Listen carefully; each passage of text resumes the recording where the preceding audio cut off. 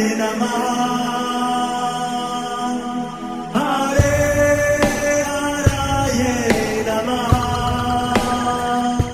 हरे कृष्णा। आज हम भगवत गीता अध्याय 9 श्लोक नंबर 2 सीखेंगे। चलिए शुरू करते हैं।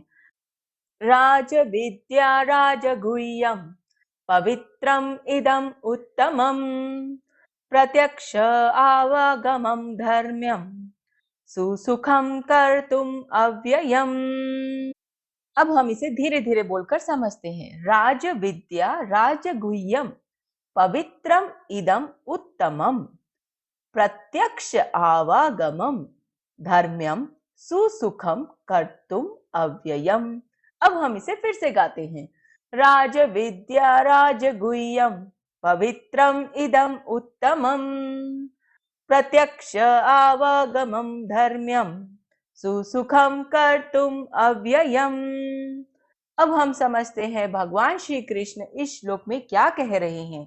यह ज्ञान सब विद्याओं का राजा है, जो समस्त रहस्यों में सर्वाधिक गोपनीय है।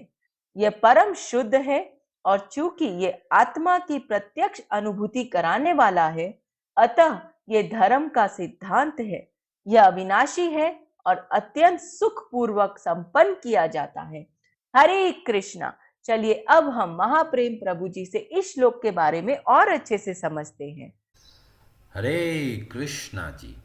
तो भगवान श्री कृष्ण इस ज्ञान की जो योग्यताएं हैं, जो गुण है, जो लाभ देते हैं, उनके बारे में बता रहे हैं।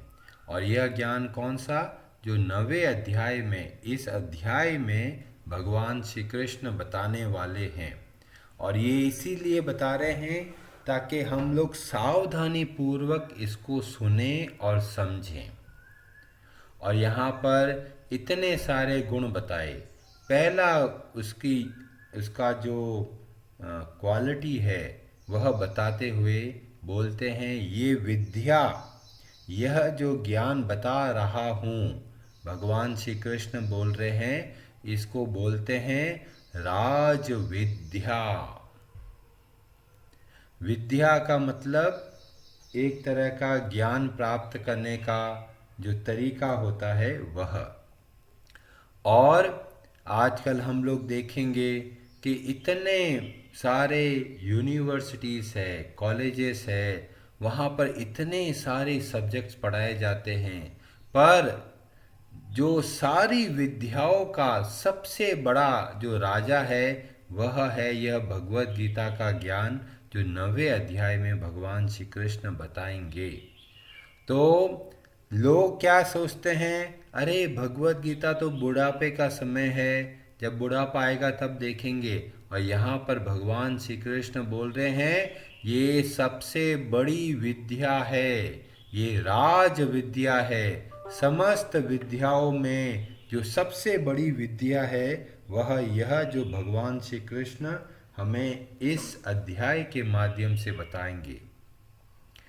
आप देखेंगे इंजीनियरिंग के इतने सारे कॉलेजेस खुल गए हैं। जो माता पिता होते हैं वो सोचते हैं, अरे बच्चे को ये विद्या सिखाते हैं, बच्चों को ये सिखाएंगे, बच्चों को वो सिखाएंगे, पर अगर भगवत गीता का ज्ञान नहीं सिखाया तो सारा ज्ञान प्राप्त करने के बाद भी अधूरा है। अधूरा क्यों है? क्योंकि भगवत गीता के ज्ञान के द्वारा हम अपने कर्मों के बंधन से मुक्त होकर अपने जीवन का लाभ प्राप्त कर सकते हैं। बाकी जो विद्याएं हैं वो हमारे शरीर के भरण पोषण तक ही सीमित है।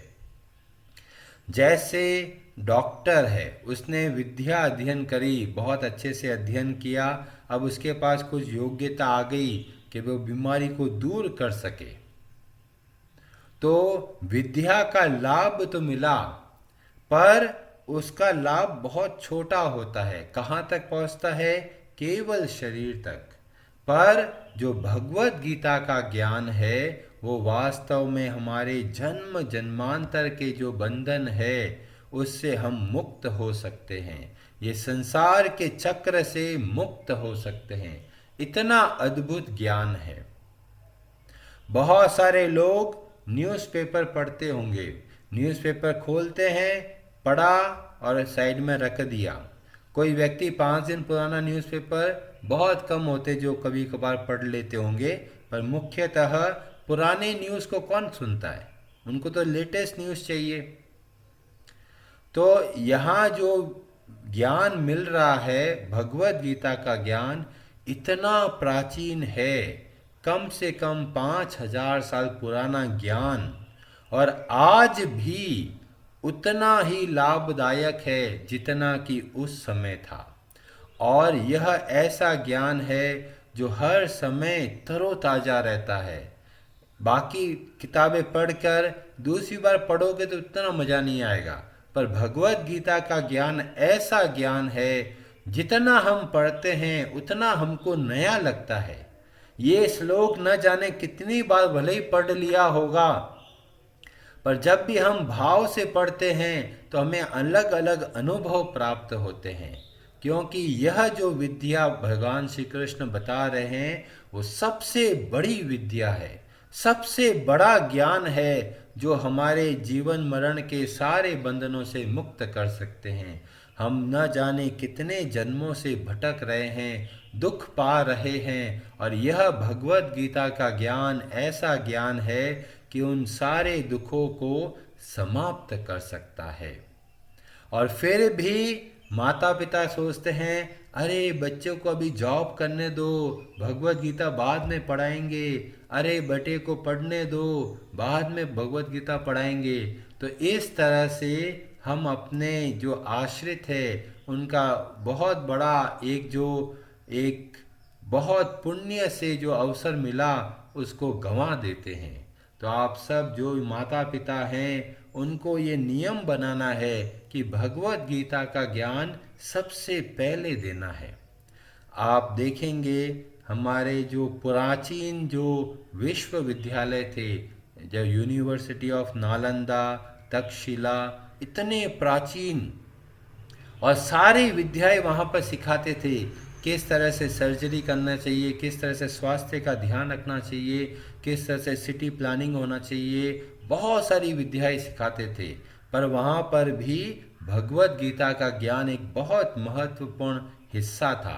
पर आजकल सेकुलरिज्म के नाम पर भगवत गीता को हटा दिया है। सारी स्कूलों में तरह तरह की चीज़ें सिखाते हैं, पर जो मुख्य विद्या है उसी को छोड़ दिया है, और उसी वजह से आज समाज के अंदर इतनी समस्याएं आ गई है। ऐसे ऐसे लोग हैं जो विद्या तो बहुत है पर चरित्र से बहुत घिरे हुए हैं। बड़े बड़े आईएएस ऑफिसर्स हैं, बहुत बड़े बड़े विद्वान हैं, डॉक्टर है, इंजीनियर है, पर उनका चरित्र उतना उत्तम नहीं देखने को मिलता। क्यों? क्योंकि उनको किसी ने बताया ही नहीं कि जीवन में चरित्र कितना महत्वपूर्ण है। अब कई लोग बोलेंगे, अरे प्रभु जी इतनी सारी स्कूलों में हम सिखाते तो हैं मॉरल एजुकेशन, तो कहते हैं वह कारगर नहीं है। अगर वो कारगर होता तो क्या हमारे समाज में करप्शन होता? नहीं होना चाहिए ना।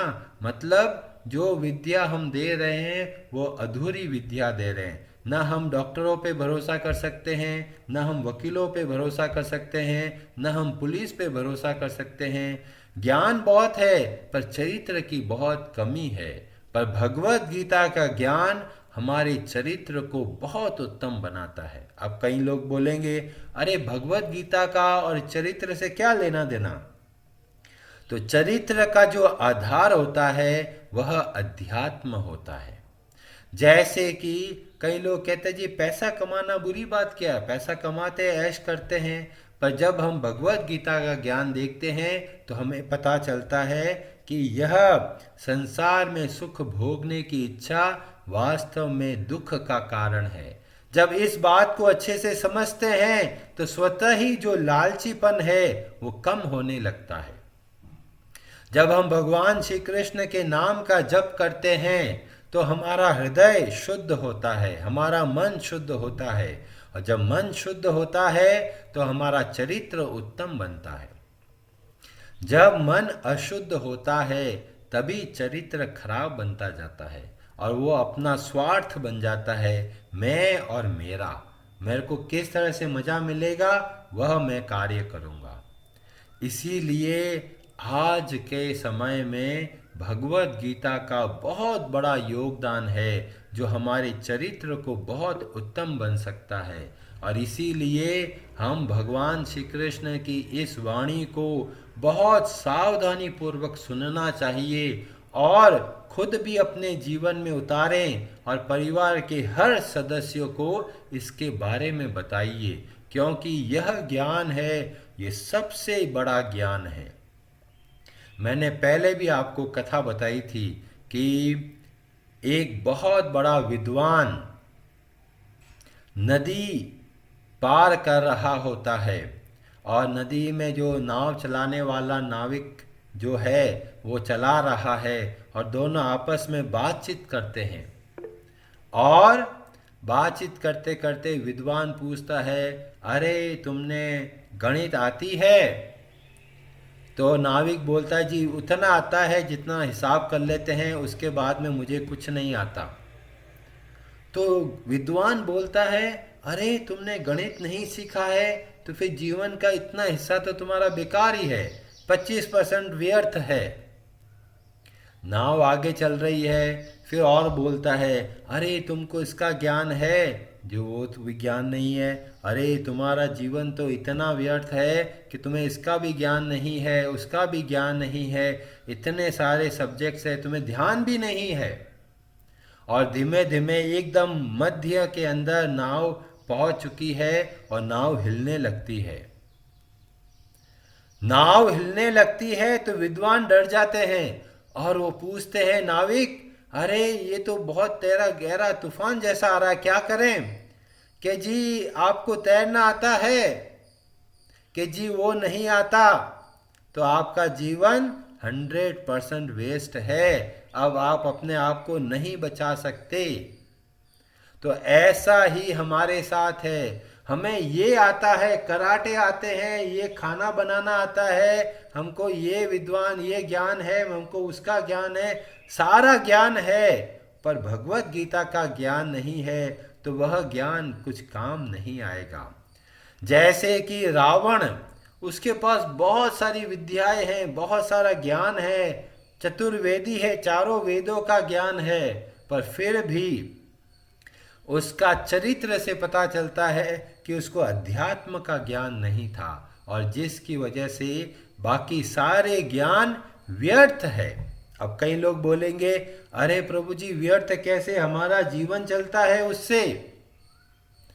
जीवन चलता है पर वास्तव में वो हमारे दुखों को खत्म नहीं कर सकता।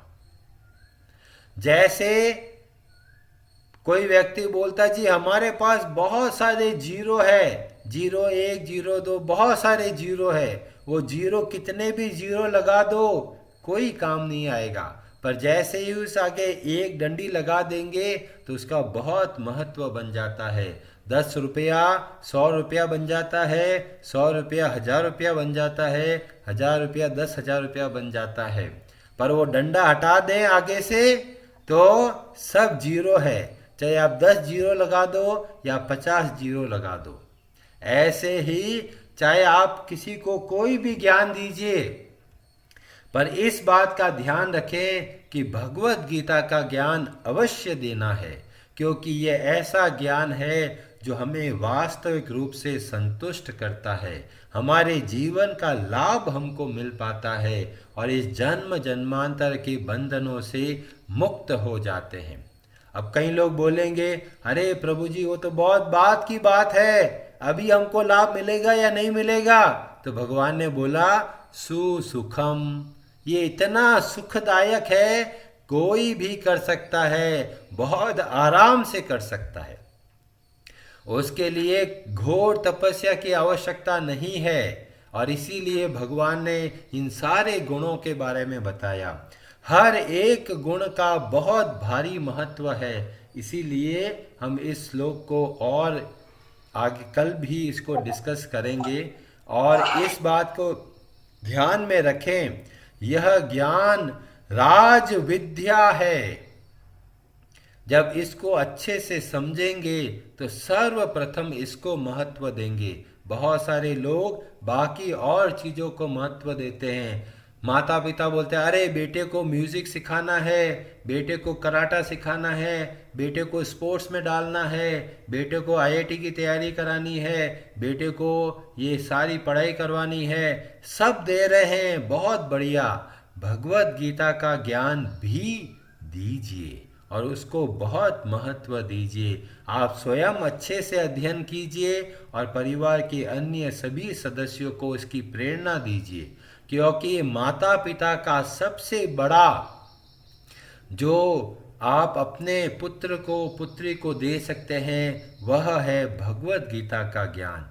पैसा भले ही कितना ही छोड़ के चले जाएंगे, पैसा सब खत्म हो जाएगा और खत्म भी नहीं होगा तो जीवन खत्म हो जाएगा, पर जीवन का लाभ नहीं मिल पाएगा।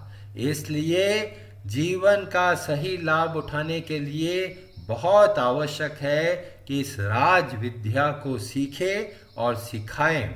आप अपने आसपास जो भी लोग थोड़ा भी भगवान की भक्ति के बारे में इच्छुक है उनको भगवत गीता के बारे में बताइए, इस प्रोग्राम के बारे में बताइए। नहीं तो कम से कम हर एकादशी को आप एक व्यक्ति को भगवत गीता से जोड़िए। इससे आपका जीवन में भी बहुत सुधार होगा और अन्य जीवन में का भी बहुत लाभ मिलेगा।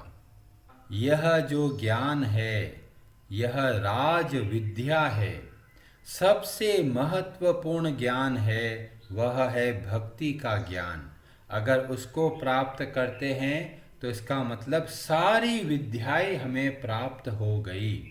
और अगर भक्ति का ज्ञान हमको नहीं मिला और भले ही हम लोग इंजीनियर, डॉक्टर और हर तरह का विद्या ग्रहण कर लें, फिर भी वह ज्ञान अधूरा रहेगा, क्योंकि भक्ति का ज्ञान हमें इस संसार के बंधन से मुक्त करा सकता है।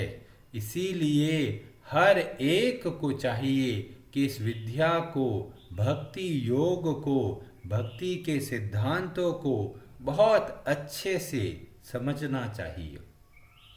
ये बहुत बड़ा गुह्य, बहुत बड़ा रहस्य है। कई लोग बोलेंगे अरे ये तो भक्ति में क्या रहस्य है, कि ये वास्तव में बहुत बड़ा रहस्य है। सब कुछ जानते हुए भी लोग भक्ति में आगे नहीं बढ़ते। वो सोचते हैं अरे भक्ति तो इतनी सरल है, चलो हम लोग कुछ कठिन कार्य करते हैं, हम अष्टांग योग का पालन करेंगे और गौर ध्यान करेंगे। तो भगवान बोल रहे हैं लोगों को पता है फिर भी वो नहीं कर पाते। तो कैसे कर पाते हैं? जब कोई भक्त का संग मिलता है। नहीं तो उनको लगेगा अरे भक्ति तो इतनी सरल है, पता नहीं काम करेगी या नहीं करेगी। पर जब भगवान श्री कृष्ण स्वयं बोल रहे हैं इस भक्ति योग के गुणों के बारे में, ये बहुत बड़ा गोपनीय है। कई लोग बोलते हैं अरे प्रभु जी हमने तो सुना है कि जब जो है धीमे धीमे करना चाहिए या मन में करेंगे तो बहुत लाभ मिलता है, पर आप तो बोलते हो तेज तेज आवाज में जप करो। तो वास्तव में इसके पीछे बहुत बड़ा सिद्धांत है और इसका वर्णन हमें नारद पुराण में मिलता है, जहाँ पर प्रहलाद महाराज बोलते हैं कि जो जब हम लोग तेज आवाज में करते हैं या फिर ऐसी आवाज जो सुनाई दे उस आवाज से जप करते हैं तो उसका गुना 100 गुना लाभ मिलता है। किसके संदर्भ में? जब मन से जप किया जाए। तो जब मन से जप करोगे तो 1 गुना लाभ मिलेगा और जब मुंह से बोल बोल के जप करोगे तो 100 गुना लाभ मिलेगा। इतना लाभ ऐसे कैसे मिलेगा? क्योंकि जब हम जप करते हैं बोल बोल कर तो हमारे वातावरण में, हमारे आसपास जितने जीव जंतु पशु पक्षी है उनका भी उद्धार होता है और यह देखकर भगवान को बहुत प्रसन्नता होती है और इसीलिए बोल बोल के जप का विधान बताया गया। फिर भी लोग कहेंगे अरे यार ये लोग क्यों इतना तेज तेज बोल के जप करते हैं, मन में जप क्यों नहीं करते? पर ये बहुत बड़ा रहस्य है। लोग भटके हुए हैं, शास्त्रों का ज्ञान लेते हैं और भटक जाते हैं। क्यों? क्योंकि शास्त्रों का ज्ञान सही तरीके से नहीं लेते। जब भक्तों के संग में ज्ञान लेते हैं तब हमें पता चलने लगता है कि वास्तव में कितना बड़ा रहस्य है। लोग जानते हुए ही छोड़ देते हैं। और इसमें बताया पवित्रम इदम उत्तमम, ये वास्तव में पवित्र करने वाला है। और प्रभुपाद जी तात्पर्य में बहुत सुंदर एक श्लोक बताते हैं पद्म पुराण से, अप्रारब्ध फलम पापम कूटम बीजम फलोन्मुखम क्रमेणेव प्रलीयते विष्णु भक्ति रतात्मनाम। जो भगवान श्री हरि, भगवान विष्णु की भक्ति में रत लगे हुए हैं, उनके सारे पाप कर्म सब नष्ट हो जाते हैं। चाहे जो पाप का बीज जो हमने बो दिया है वह उगने वाला है, या उसका फल हमको मिल रहा है, या कोई भी चीज हो, हर तरह का जो पाप है वो नष्ट हो जाता है। और जब पाप नष्ट होता है तो हम शुद्ध और पवित्र हो जाते हैं और हमारा हृदय पवित्र होता है। चेतो दर्पण मार्जनम भव महादावाग्नि निर्वापणम। केवल भगवान के नाम का जप करते करते ही हमारा हृदय पवित्र हो जाता है, हमारे विचार पवित्र हो जाते हैं, हमारा रहन सहन, हमारा आचरण पवित्र हो जाता है, हमारा घर शुद्ध हो जाता है। इतना अद्भुत है ये भक्ति योग।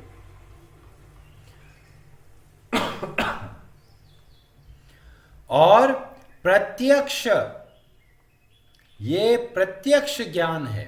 ये ऐसा ज्ञान है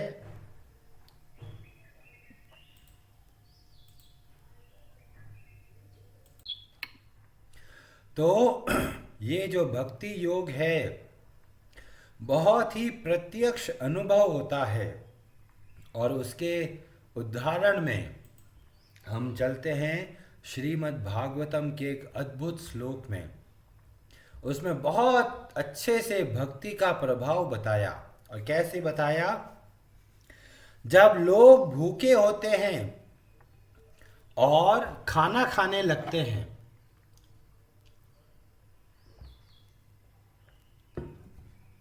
तो तीन चीजें एक साथ होती है।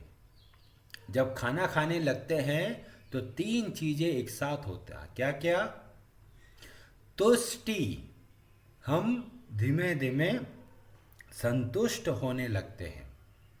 और पुष्टि, हमारे शरीर को पोषण मिलता है। और तीसरा शुद्ध पायो, जो हमारी भूख है वह शांत होने लगती है। तो तीनों चीजें एक साथ हुई जब हमने खाना खाया। ऐसे ही जब हम भक्ति करते हैं तो तीन चीजें एक साथ होती है। क्या क्या होती है? भक्ति बढ़ती है। परेश अनुभवो, भगवान का अनुभव प्राप्त होने लगता है। और विरक्ति, इस संसार से हमारा मन उठने लगता है। संसार का लोभ हमको नहीं खींच पाता। तो जब हमें संसार के प्रति हमारी इच्छाएं कम होने लगती है, इसका मतलब हमारी भक्ति में बढ़ावा हो रहा है। और भक्ति में जब हमारा मन लगने लगता है, हमें और अच्छा लगता है भगवान के बारे में पता करना, तो ये हमें भक्ति को बढ़ावा देता है। तो ये बताया गया कि वास्तव में ये प्रत्यक्ष है। आप करके देखिए, आपको अनुभव प्राप्त होगा। और ऐसे ऐसे लोगों को भी अनुभव प्राप्त हुआ जो कभी सोचते भी नहीं थे कि भक्ति योग कितना प्रबल है। जो लोग पहले घबरा जाते थे, छोटी छोटी बातों से चिंता करते थे, तरह तरह की कामनाओं के पीछे भागते थे, अलग अलग देवी देवताओं के पीछे भागते थे। और जैसे जैसे भक्ति योग का आचरण करने लगे, अब धीमे धीमे उनको वास्तविक बातें पता चलने लगी। और इसीलिए भगवान स्वयं अपने शब्दों में बोल रहे हैं कि यह जो ज्ञान है ये हमें प्रत्यक्ष अनुभव कराने वाला है। और सुसुखम, बहुत ही आरामदायक है। कोई भक्ति में कोई बहुत बड़ा कष्ट नहीं है। एक छोटा बालक, एक वयोवृद्ध व्यक्ति, माताएं, हर कोई बड़े आराम से इसको कर सकता है। और भक्ति के लिए बहुत पैसों की भी आवश्यकता नहीं है। ये गौतमीय तंत्र में बहुत सुंदर एक श्लोक का वर्णन आता है जिसमें बताया गया तुलसी की महिमा। और इसी को चैतन्य चरितमृत में भी वर्णन मिलता है। और वहाँ बताया गया तुलसी दल मात्रेण, केवल तुलसी दल मात्रेण जलस्य चुलुकेन वा, थोड़ा सा जल और तुलसी दल मात्रेण, बस इतना ही चाहिए। और इससे क्या होता है? विक्रीणिते स्वयं आत्मानम भक्तेभ्यो भक्तवत्सलः। भक्तवत्सलः मतलब भगवान श्री हरि भक्तेभ्यो, भक्तों को, विक्रीणते अपने आप को बेच देते हैं, स्वयं अपने आप को। तो यहाँ पर बताया केवल तुलसी दल और थोड़ा सा जल लेके जब हम भगवान को समर्पित करते हैं तो भगवान कहते हैं मैं अपने आप को समर्पित कर देता हूं।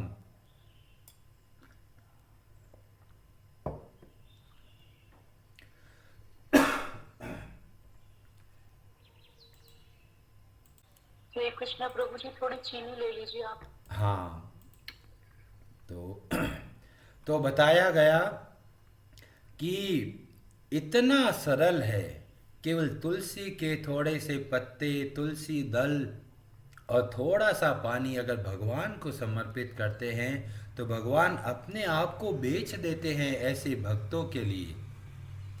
और भगवान श्री कृष्ण स्वयं इसी अध्याय में बोलते हैं पत्रम पुष्पम फलम तोयम, थोड़ा सा पुष्प, थोड़ा सा तुलसी के पत्ते, थोड़ा सा जल, फल, ये प्रेम पूर्वक समर्पित करते हैं तो भगवान उसको बहुत प्रेम से ग्रहण करते हैं। इतनी सरल भक्ति है, हमें कुछ छोड़ने की आवश्यकता नहीं है, हमें बस भक्ति के नियमों को अपनाना है। 8वें श्लोक में भगवान, 8वें अध्याय में भगवान श्री कृष्ण ने बोला था तस्मात् सर्वेषु कालेषु माम अनुस्मर युध्य च, अपना सारा कर्तव्य कर्म बहुत अच्छे से निभाइए। चाहे आप विद्यार्थी हैं, चाहे जॉब करते हैं, चाहे परिवार की देखरेख करते हैं, सबके अंदर भगवान को जोड़िए, भगवान के नाम का जप कीजिए, भगवान को तुलसी दल, सुगंधित पुष्प समर्पित कीजिए। इतना सरल और इतना प्रभावशाली और इतना सुखमय है भक्ति, कोई कठोर तपस्या की कोई आवश्यकता नहीं है। और ये हमें साक्षात भगवान को हमारे दर्शन करवा सकते हैं। और यहाँ पे बोला गया धर्म्य, ये वास्तव में परम धर्म है। कई लोग बोलते हैं अरे हमारा धर्म यह है, हमारा धर्म वह है। वास्तव में परम धर्म क्या है? श्रीमद् भागवतम में वर्णन आता है स वै पुंसाम परो धर्मो, सबसे बड़ा धर्म क्या है? यतो भक्तिर अधोक्षजे, वह कार्य जिससे हमारी भक्ति बढ़े भगवान श्री हरि में, वही वास्तव में परम धर्म है। परो धर्मो यतो भक्तिर अधोक्षजे, अहेतु की अप्रतिहता ययात्मा सुप्रसिद्धति। ऐसी भक्ति जो बिना किसी स्वार्थ के करते हैं और निरंतर करते हैं, वही भक्ति हमको वास्तविक रूप से संतुष्ट कर सकती है। अन्यथा कितना भी कार्य कर लीजिए, हमारा मन असंतुष्ट रहेगा। जब हम भक्ति करते हैं तब हम वास्तविक रूप से पूर्णतया संतुष्ट हो सकते हैं। और इस भक्ति का लाभ क्या है? ऐसा अद्भुत लाभ है कि जीवन में कितना भी भयंकर परिस्थिति आ जाए फिर भी मन व्याकुल नहीं होगा। अभी थोड़ा भी विपत्ति आती है, घबरा जाते हैं, और जब हम भक्ति योग का आचरण करते हैं, भगवान की भक्ति करते हैं, तब हमें ऐसे अनुभव प्राप्त होता है कि जीवन में कष्ट भले ही है पर भगवान हमारे साथ में है। जब इस भाव को देखते हैं तो बड़ी बड़ी विपत्तियां छोटी छोटी हो जाती है। और भागवतम में बहुत सुंदर कथाओं के माध्यम से पता चलता है, जैसे कि प्रभुपाद जी अपने तात्पर्य में बताते हैं, देव ऋषि नारद जी की कथा कि नारद जी बनने से पहले वे एक दासी के पुत्र थे और उन्होंने कुछ भक्तों की सेवा करी और उन भक्तों के आशीर्वाद से उनके जीवन में भक्ति बढ़ने लगी। बस केवल 5 वर्ष की आयु के छोटे से बालक, उस समय उनके पिता नहीं थे और उनकी एक इकलौती माँ, वह भी मर जाती है सांप के काटने से, और 5 साल का बच्चा अनाथ इतने बड़े संसार में। और नारद जी चिल्ला नहीं रहे, रो नहीं रहे कि अरे मेरे परिवार के सारे सदस्य बिछड़ गए, मैं इतना छोटा सा बच्चा कैसे संसार में अकेला जीऊंगा। नारद जी के शब्दों में नारद जी बोलते हैं, इसको मैंने भगवान श्री हरि का आशीर्वाद समझ के स्वीकार किया और भक्ति में लगा रहा। तो यह देखिए इस भक्ति के ज्ञान का कितना लाभ मिलता है। एक 5 वर्ष का आयु का बालक जिसकी माता उससे बिछड़ चुकी है, पूरे संसार में वो अकेला पड़ गया और फिर भी उसको किसी प्रकार के भय और चिंता नहीं है और दृढ़ता से वे भक्ति करते हैं और अगले जन्म में वे देव ऋषि नारद बनते हैं। तो बताया ये कितनी अद्भुत है, भक्तों के संग में भक्ति सीखना, भक्ति करना, उससे जीवन इतना सुदृढ़ हो जाता है कि जीवन में कितना भी भयंकर विपत्ति आ जाए कभी मन व्याकुल नहीं होगा। और फिर नारद जी ने देखा कि देखो भगवान के भक्तों की कृपा से मुझे भक्ति प्राप्त हुई और अब ये मेरा दायित्व है कि बाकी लोगों को भक्ति सिखानी है। और नारद जी जगह जगह पे घूमते हुए लोगों को भक्ति के बारे में बताते हैं। नारद जी की कृपा से जो ध्रुव, बालक ध्रुव, उनको भगवान की भक्ति का मार्ग मिला और उनकी वजह से, नारद जी की वजह से प्रहलाद जैसे महान भक्त आए और उन्होंने भी यही देखा, प्रहलाद ने भी ये देखा कि मेरे गुरु नारद जी का हृदय कहता है लोगों को भक्ति के बारे में बताओ, क्योंकि ये जो भक्ति है ये वास्तव में हमको स्ट्रांग बनाती है, मजबूत बनाती है, जीवन की हर परिस्थितियों को सामना करने की क्षमता देती है।